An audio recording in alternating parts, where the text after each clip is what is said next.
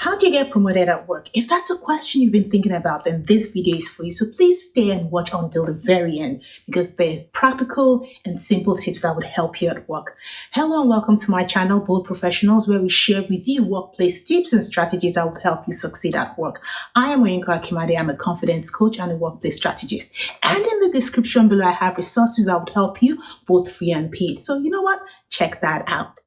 And don't forget to subscribe to my channel and hit the bell notification so you know when I upload new content that will be useful for you.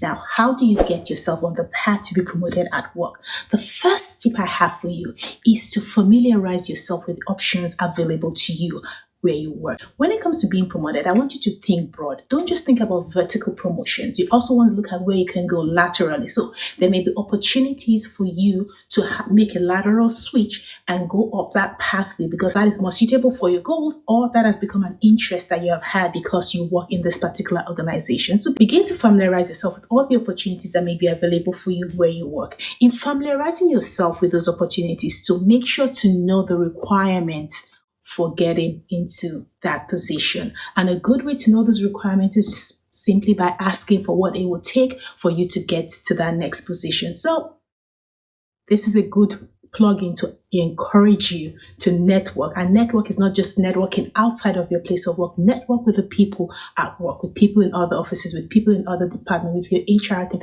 Get to know people so that you get to have the information that would be helpful to you as you're thinking about getting promoted. Let's go to the next tip.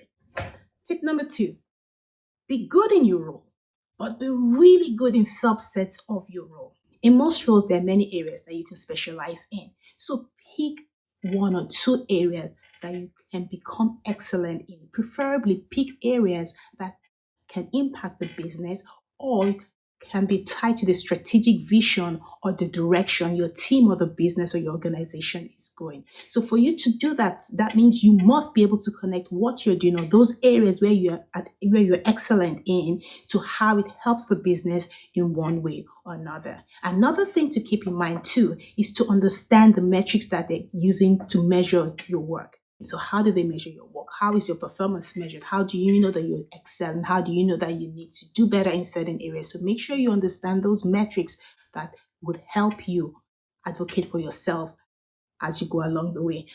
And the other thing that would really be helpful is to list your accomplishments. Now, one of the things I tell my clients to do is to write down every compliment they receive that is related to work.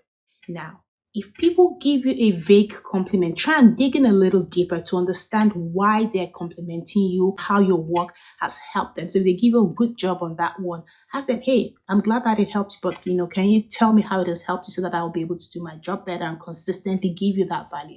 And then when they tell you how what you have done has helped the business or has helped the team or has helped them in any way, you can write those things down. So write down your compliments because they become the evidence of the work that you do, and you can use when you advocate for yourself, when you're asking for a promotion, or when you just need to provide documentation of the work that you do. Tip number 3, improve your skills. By skills, I just don't mean your technical skills. I want you to begin to focus on your soft skills, such as communication, collaboration, all those skills, empathy, emotional intelligence, all those skills that you begin to need more as you go up the ladder. You see, as you go up, communication becomes key. As you go up, collaborating, knowing how to negotiate, all those things become more important. So begin to work on those skills even now and begin to practice those skills at every opportunity you get. And then the next thing is also to increase your business knowledge. Know a little bit more about the financials. Know a little bit more about the competitive landscape. Know a little bit more about, the industry trends, what is happening, what the challenges are, what the opportunities are, what potential threats may be.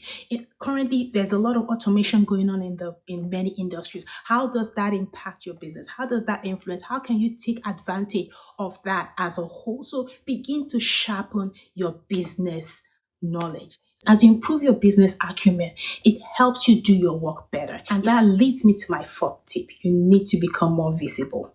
If you're one of the people that would think that your work should speak for itself, but Works don't speak for themselves on its own. It's people that speak for the work that they do. So begin to express, begin to communicate, begin to show your expertise. If you do not show it, people do not know the value you bring to the people.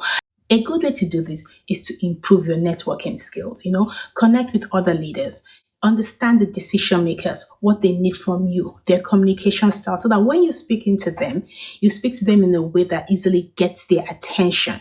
Understand the vision so that of the business, so that as you present your work, you're able to tie it into the vision of the business and capture the attention of the decision makers. That way, when the time comes for you to advocate for yourself, or when the opportunity for a higher role comes up, they would remember you because you're already visible. You're not obscure. You're not someone that does the work.